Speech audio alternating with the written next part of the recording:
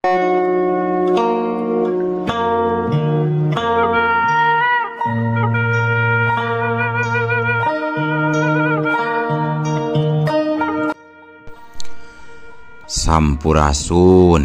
wadia balad pecinta dongeng Sunda Guaran ATE Official.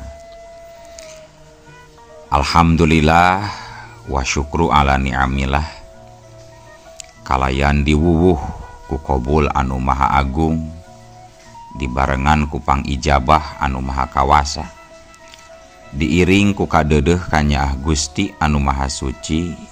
Urang ayeuna dugi kadanget ayeuna masih keneh tiasa ditepang dangukeun deui dina acara anu matuh kamemet urang sadayana nyatana dina pagelaran dongeng Sunda jejer carita Iblis Jatuk Rawarontek jilid kadua bagean anu ka-32.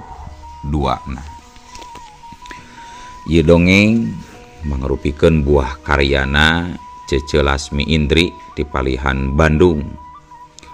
Kangge Cece Lasmi ngahaturkeun rewu nuhun laksa ketik kabingahan.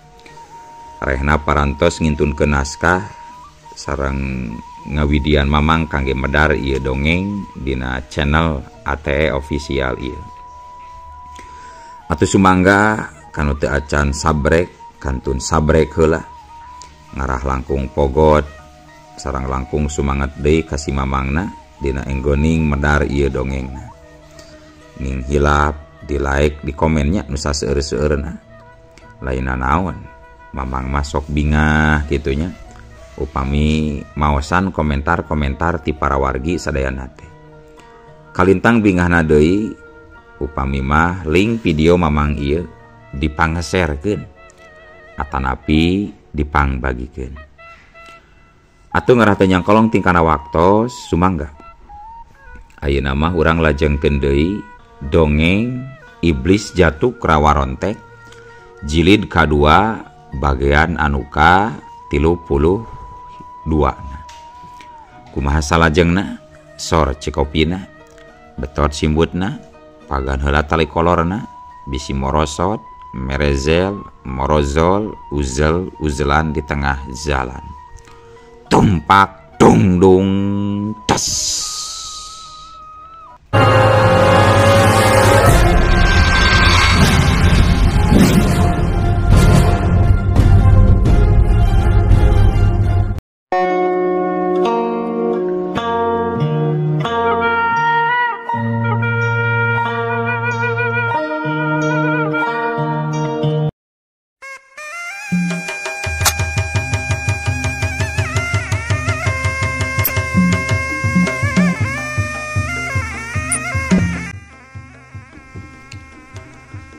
Set curelat jeleng pas teng disada lawana Kirai Getih ngabalakan buka serangan. Gaya seranganana lumayan ngabahayakeun. Inti jurusna sajenis pangremuk tulang atawa pangancur tulang. Buah peupehan, ketigan jeung gerak pitesan kabeh sasaranana matak ngancurkeun tulang lawan. Curelat jeung siuk deg-deg plak-plak deus cerjeung-cerjeung. Ngan nalika seranganana keuna lain Kirai Getih anu ngajungkel, justru kalah lawana anu ngendag gatukan. Tenggelanana seolah-olah nembrag cadas anu tohaga. Tenimbulkeun pangaruh seetik-etik acan kana waruga Kirai Getih mah. Nu aya malah dirina sorangan anu kapental balik ku tanaga sorangan. Kirai Getih timbang seuri. Geus kaukur ku manehna. Serangan lawana model kitu moal bakal nembus kana badanna. Serangan biasa moal metu ka dirina anu geus dilapis ku kakuatan weduk karang. Lawan Kirai Getih nyobaan maju deui narajang.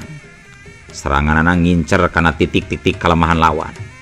tojosan ngarah kana panon, totogan ngarah kana tikoro, peupehan nyasar kana jantung jeung badugan nyerang kana hulu angan Kirai Getih.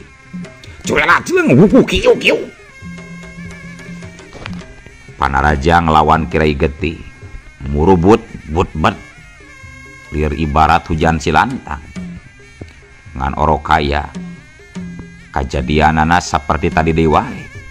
Nalika sakabeh serangan keuna ka Kirai Getih, kabeh serangan narambag taya anu jadi pangaruh ka Kirai Getih. Nu aya ngadon manehna kapental mundur deui.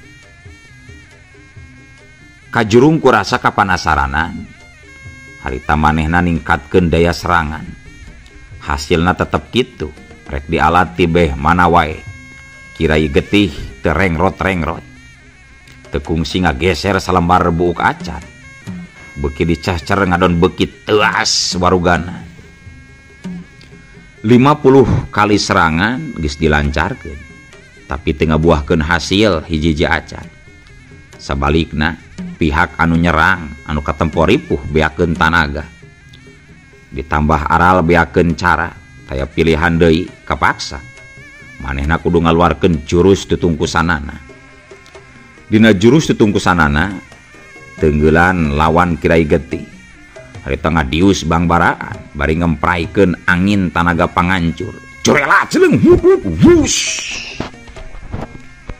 Lamun seug eta panarajang keuna kana sasaran, bisa dijamin sakujur tulang Kirai Getih bakal bubuk hancur.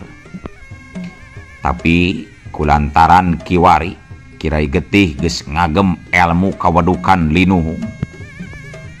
Anu kajadian malah siung buak. Serangan pamungkas tetep teu sanggup ngarubuhkeun Kirai Getih. Tong boro bisa ngarubuhkeun, samet bisa ngageserkeun suku Kirai Getih oge henteu.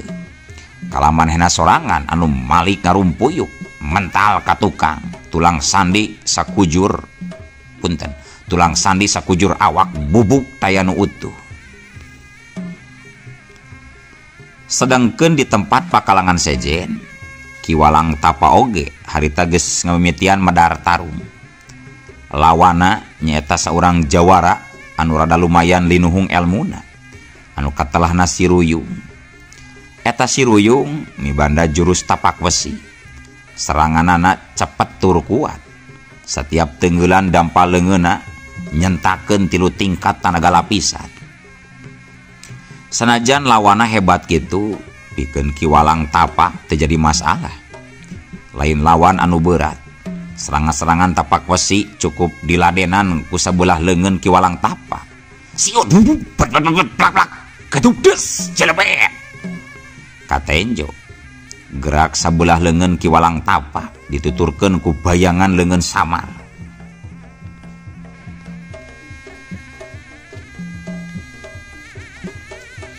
Ki Ruyung harita rada ngahmir nyaksian kumaha kahebatan jurus-jurus Kiwalang Tapa. Runtuyan serangan tapak besi anu salila ieu jarang gagal. Ayeuna aratah timbang dijajal ku sabelah leungeun Kiwalang Tapa. Ditambah dina segi tanaga jero oge masih jauh lamun mah dibandingkeun jeung tanaga jero Kiwalang Tapa. Sabenerna mah Si Ruyung teh sadar yen Kiwalang Tapa jelas lain tandingan manehanana dina segi elmu oge dina kahebatan beda. Tapak besi masih kaasup golongan kanuragan. Sedangkan jurus-jurus Kiwalang Tapa geus kagolong jurus kadigjayaan. Tapi dalah dikumaha deui, tarung kudu dijucungkeun nepi ka rengse. Aya anu ngajolor salah saurangna. Sakumaha ceuk ijiran geus bisa dipastikeun anu bakal meunang kadituna pastina Kiwalang Tapa. Nalika Ki Ruyung metakeun elmu pamungkasna, kalawan tetep ku sabelah leungeun Kiwalang Tapa ngadorongkeun teunggelan tunggul. Kalawan ku sabelah leungeun Kiwalang Tapa ngadorongkeun teunggelan tunggal pasusul-susul jeung sababaraha leungeun bayanganana. Harita keneh Ku Ruyung ngajungkel bari nyebrotkeun getih seger keneh satuluyna mah ngalenggerek kapiuhan dina luhureun lemah. Siun plak-plak des cirebet des alah jengkang kulahe. Anu meunang gampang, anu bisa ngelehkeun gampang lawan lain ki walang tapawungkul. Si Rubaya Lembu Lawe oge sanggup ngarubuhkeun lawan dina tempo sakicepanon. Nalika lawan ngagajleng majuna Rajang tanpa katara, aya 7 pedang gaib anu ngahadang laju serangan lawanna. Teuing kumaha kadituna lawana si Rubaya jol ngacoprak cengker maring lemah. Dipastikeun lawana si Rubaya Lembu Lawe geus paragat nyawa. Awakna memang teu karancang, sabab nu karancang nyaeta organ jero jeung jiwana. Tong boro lawana dalah nu lalajo oge saurang eueuh nu bisa nempo kana maresatna 7 pedang gaibna si Rubaya.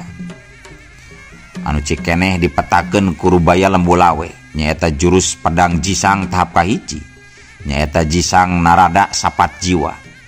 Pedang gaibna sajenis pedang arwah, moal bisa ditenjo sanajan ku sutra netranaan Dewi sakalipun.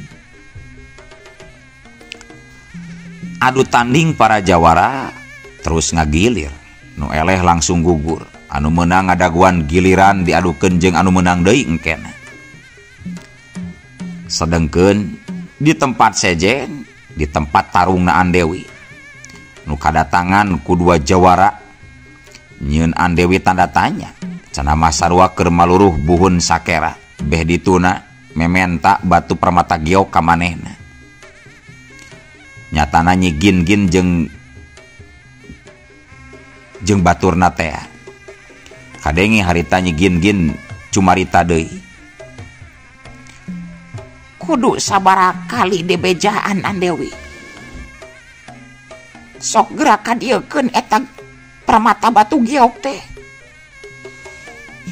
Murugul geuning nini teh geus dicaritakeun ti tadi mula yen kalung giok teh geus aya nu ngiwat, ayeuna oge keur dipaluruh ku uing teh nu malingna. Teu sangka murid tunggalna si Laraspati teh geuning gede dabrul gede boho. Tong ka mana karap sia nyarita teh nini keur naon kula ngabohong, geus dibejaan kalung giok aya nu maling. Eta marek percaya rek henteu ge kajeut, anu penting kula geus sajujurna nyarita. Nyaan kurang ajar pisan muridna si Laraspati teh, sentak Nyi Gin-Gin bangun rek nyerang ngan ditahan ku Ki Jalaksa. Keun kula heula nu maju Nyi, cek Ki Jalaksa harita maju 2 lengkah ka hareupeun Andewi. Ulah saurang kagok, mending maju 2 nana sakaligus sor. Teu kudu main huruf sagarupa, eta cara kurang sinatria deuleu. Der Andewi, urang pecak ijen jajaten patutunggalan jeung kami heula. Bari kami panasaran geus sapat nepi ka mana anjeun ngawasa jurus pedang kilat maya Dewi Pedang Laraspati teh. Sius. Cacap nyerita kitu, Ki Jalaksa ngawangun saega tarung. Ngareng kenek masang tangtungan ulin mandehia. Kuda-kudana seseg pancuh seeutik mabes kana taneuh. Jadi tanda tanaga jerona lain handap-handap. Andewi merhatikeun pinuh kawaspadaan, sabab kaijir ku dirina yen Ki Jalaksa teh pangartina teu bisa dianggap enteng. Gerasa yaga deuleu Andewi. Ya, corelat jeung wut-wut hiuk wus. Ki Jalaksa ngagorowok bari langsung ngajorelat majuna Rajang. Dina sapersekian detik nyaho-nyaho Ki Jalaksa geus nampe ngabelesurkeun tenggelan mandehiangna. Wut. Kebeg Andewi kasia kaget. Sabab nalika rek ditakis, Ki Jalaksa jol ngarobah tata gerakna. Nu tadina ngablesat lempeng jol nyampak di handap rek nuar kuda-kudana. Andewi kapaksa ngacuralit ngapak walet kaluhur. Celeng curalit celeng. Kakarek oge suku Andewi ancleg kana lemah. Ki Jalaksa geus muru ngagempur deui ku teungeulan jeung tajongan. Set Andewi gentak ngaladenan dina jurus pupur bayang. Manehna sutset rikat giwar. Leungeunna papag takis nuturkeun serangan lawan. Dina derna serangan Ki Jalaksa cukup aneh jeung mata kelieur. Jurus ulin Mandehiang salianti nyanding kacepetan angin oge loba unsur gerak tipuan. Anu dikira teunggelan kana dada tayohna mah nyerang kana sirah. Nyerang kana sirah tayohna mah ngahantem kana iga burung. Wuduh ploplos saset jeleng. Dina nyang hareupan kahebatan Ki Jalaksa, Andewi cukup dijieun sibuk. Takisan leungeun loba ngeplos katipu gerak. Meh-mehan manehna kabeunangan mun teu rikat luncat ngajauh mah. Ki Doger anu karek hudang anu merhatikeun ti sisi pakalangan kuat katengiceup ningali gerakan-gerakan Ki Jalaksa anu butbet pilih genti. Anyir, jurus naon cenah eta we? Loba gerak tipuan. Dunungan aing nepi ka dijieun pakupis kitu euy. Edan. Aing nu nenjona oge lieur. Boa-boa sapopoena eta jelema memang tukang tipu meureunannya. Dahar bala-bala 5 ngakuna hiji atawa dahar mateu dahar 5 ngaku henteu. Jadi gerakan lagi merikat kitu teu kadeuleu. Gerentes Ki Doger terus merhatikeun anu taruh. Jeleng sacat siudak sorosot. Harita Andewi nyorosod ka tukang satu tas nahan serangan nu ampir nyerang kana dadana. Andewi mending gerap pake tak pedang kilat mayate. Mun ngadu jurus leungeun kosong, anjeun moal bakal sanggup nandingan ulin Mandehiang dewek deuleu Andewi. Ceuk Ki Jalaksa merhatikeun dampaleungeun Andewi anu ngebul sesa dipake nakis teunggelan manehna. Tong asa geus meunang angin. Makenita ngagunakeun jurus pedang sagarupa ka kaula. Ukur sakieu macan naon. Dar-dar we tarung mah. Tong sok loba aturan. Tangtang Andewi bari tuluy ngawangun jurus bayangan Panindra. Nilai kitu dipastikeun Andewi rek ngajak ngadu kacepetan gerak jeung Ki Jalaksa. Nya kajeun ari keukeuh kahayang kitu mah. Ngan ulah sambat kaniayaan Dewi lain cilaka deuleu. Ya, jeleng saukiu. Ki Jalaksa maju deui narajang. Serangan ulin Mandehiangna leuwih ditingkatkeun. Sakali serangan ngandung 5 gerak tipuan malah bisa leuwih. Anu jadi lawana nyaeta Andewi, manehna teu cicing di tempat wae. Jirimna les ngiles, melesat tandang salembo ngadu jajal kacepetan jeung ulin Mandehiang. Nyaan ngadu kacepetan gerak teh lain bohong. Duanana campuh saling sambar babad kilat. Jirim Andewi bebelesatan, kadang lusles jiga pindah-pindah tempat, kadang dikenca sakieu panon jol aya di katuhu. Teu kanyahoan geus nyampak di tukang musuh. Kaistimewaan jurus bayangan Panindra salianti gerakanana banding kilat oge ngawasa kancah opat arah angin. Lawan seolah-olah dikurung di opat arah teu dibere ruang pikeun gerak. Ki Jalaksa gancang ngimbangan jurus Andewi ku ngetrukeun ulin Mandehiang tahap akhirna. Gerak sukuna meh jiga teu napak kana lemah. Ulin usikna ngabentuk 10 gerak tipuan. Mata kelieur pikeun lawan anu atah-atah mah. Siut plak-plak kedudes. Kadenge sora-sora pagedrug tulang leungeun di aradu. Kerep saling takis sakaligus ngadu tanaga jero. Lamun diukur tanaga jero Andewi masih aya di saluhureun Ki Jalaksa. Heuleut 10 jurus kayaan masih saimbang. Andewi geus teu bisa ditipu deui ayeuna mah. Mata sutra netrana geus bisa nangtukeun ka mana arah serangan tipuan lawan. 20 geprakan kadituna Andewi mimiti ngawasa pakalangan. Gagah tandang salembo diiring ku tenggelan merekpek meh datang di opat arah. Ki Jalaksa didesak terus-terusan. Tadi berek ngap jeung ruang ketak.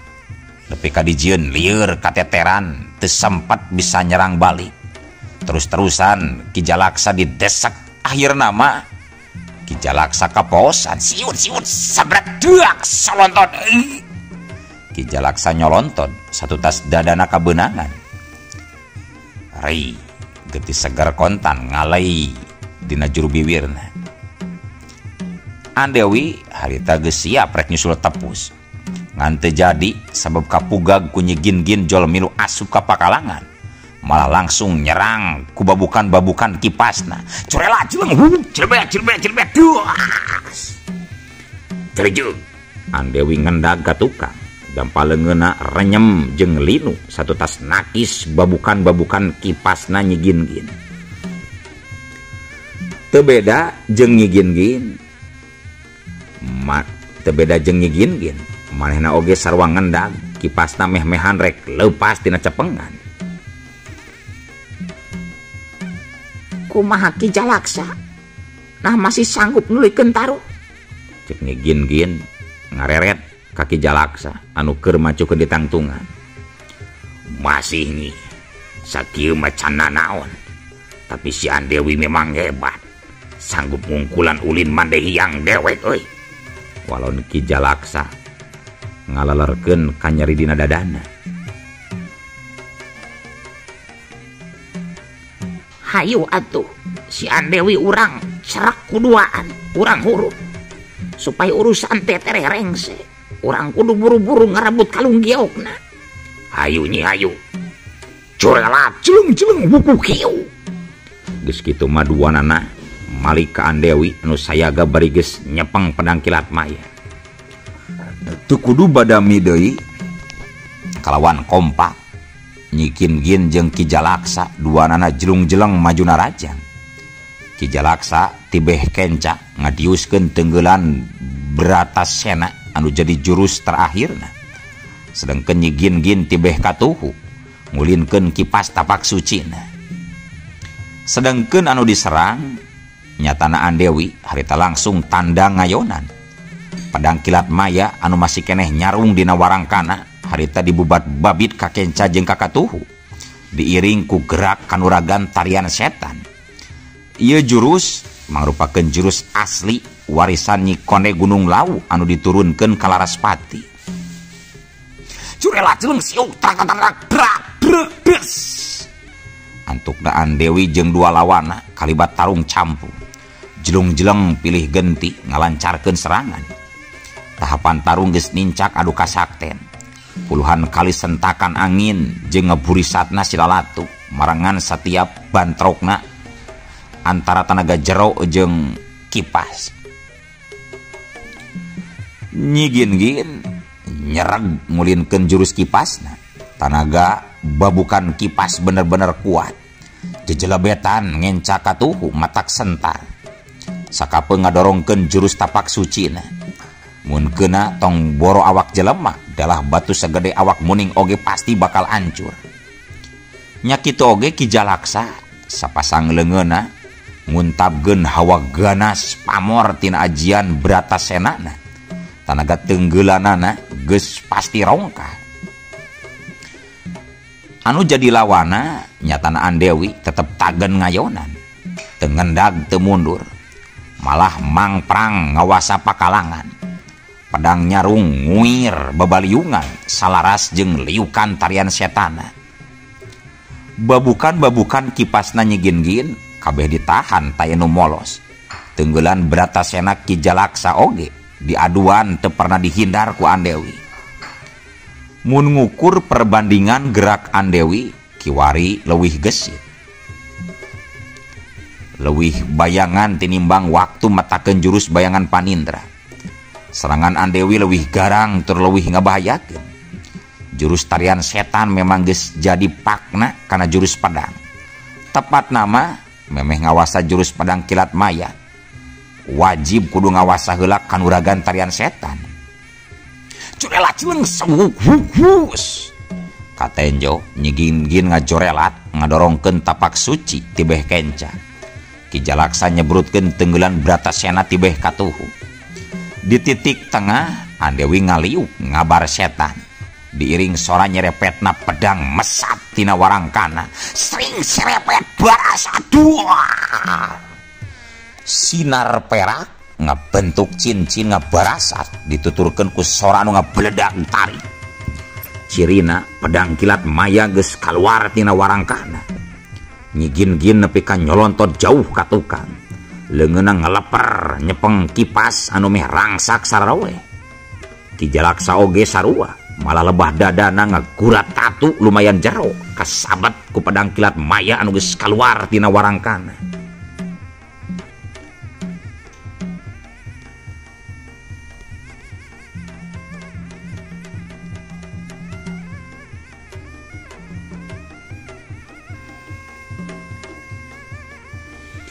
Paroman nyigin-gin jeung Ki Jalaksa pada sepap pias taya getihan. Ambekanana renghap ranjug nahan eungap anu nyedak dina jero dadana. Kayan Ki Jalaksa leuwih ripuh sabisa-bisa manehna nahan sangkan teu kaluaran getih loba tina palebah dadana. Nyaan. Teu salah anu diomongkeun ku pupuh guru teh. Kahebatan jurus pedang kilat maya lain omong kosong. Ayunan pedang na babad kilat moal bisa katuturkeun sanajan ku panca indra nu geus kalati. Cek nyigin-gin bari merhatikeun kipasna nu rangsak sararoe. Bener nyi. Naklukeun si Andewi pasti hese nempo kieu mah. Wadal. Tapi Kalung Giok tetap kudu beunang Ki Jalaksa. Amanat pupuh guru kudu dilaksanakeun sanajan ngorbankeun jiwa. Buhun sakera kudu buru-buru diruat. Hanjakal si Andewi teu bisa diajak badami. Ngadon ngangles Kalung Giok aya nu maling sagala rupa cenah. Cek nyigin-gin kipas nu rangsak dilipat terus diselapkeun dina ikat cangkengna. Sedangkan Andewi tetap tagen dina tempatna. Sukuna ngablesek ka jero taneuh samet memuncangan. Sebagian awakna ngelun haseup ipis sesahebosan bentrok kakuatan cikene. Jurus sabetan pedang cakra cincin angin anu bieu digunakeun cukup pikeun nahan dua serangan ajian sakaligus. Red Andewi ngareret kadua lawanna. Kumaha nyigin-gin Ki Jalaksa? Nah masih boga kawani pikeun neuleuikeun ieu taruh? Tanyaan Dewi seeutik nangtang. Cuy, tong majarkeun kula geus eueuh kawani deuleu. Nam, urang tuluikeun ieu taruh. Urang taruh nepi ka tutumpuran si Andewi. Cek nyigin-gin bangun kasigeung harita terus singkil deui. Nempo galagat tarung bakal nepi ka tutumpuran. Ki Jalaksa coba ngahulak. Nyi, asa moal bener tarung tutumpuran ngadon rugi di urang. Urang asana moal kuat. Cek Ki Jalaksa ngingetan nyigin-gin ulah nepi ka tarung bebeakan. Segomorek ngadon ngadu jiwa. Asa teu kudu nepi ka kitu. Sabab urusan lain urusan dendam, lain urusan hutang pati bayar pati. Ieu mah ngan ukur urusan Kalung Giok anu sabenerna mah bisa ditutaskeun ku sacara badami. Kudu aya anu ngelehan sabelah pihak ulah sarwana neungtreug kadituna bakal cilaka salah sahiji pihak. Gandeng Ki Jalaksa, ayo urang tuluikeun deui ieu taruh. Nyigin-gin bangun teu ngadenge, ngadon terus ngagedig ka hareupeun Andewi. Hayu Andewi, urang tuluikeun deui ieu tarung sia. Der, rek tarung nepi ka mana oge, moal burung diladenan ku kaula. Tong asa-asa, gerak ketrukeun sakabeh kakuatan Andika, Ki nyigin-gin. Tangtang Andewi. Nyigin-gin teu ngajawab deui, manehna langsung masang ngawangun saega tarung.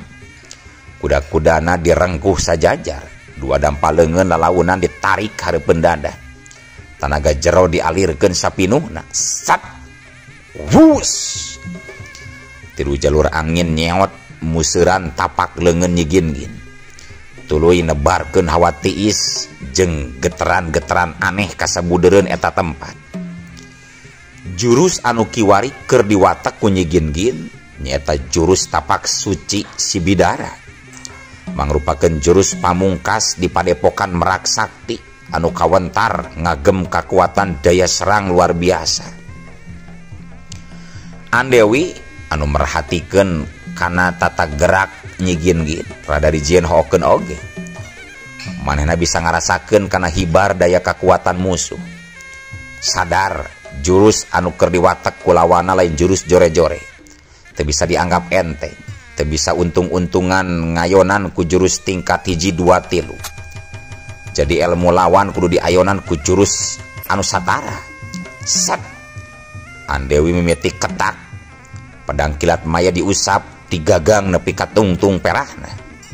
Saharita pedang kilat maya ngageter hebat, bilah wajah anu mimitina geuras jadi kekelebetan jika buntut orai. Pedang kilat malak maya tuluy ngabelit kana leungeun Andewi, nu akhirna les ngiles salin jenis jadi sumirat terana perak gumilangan. Andewi nangtukeun sikapna pikeun ngahadirkeun ajian kilat sabda jiwa, pikeun ngayonan tapak suci si bidara na nyigin-gin. Tapi karek oge Andewi ngawatek eta ajian, na atuh ari ujug-ujug. Olo waktosna kabujeng seep wadia balad ATE official. Keun atunya ye dongeng teh urang cekapkeun we heula dugi ka dieu. Insyaallah enjing pageto baris dilajengkeun deui. Atuh kukitu kukieuna mamang sejamit mungkur amit mundur ti payunan para wargi sadayana. Hayu ah.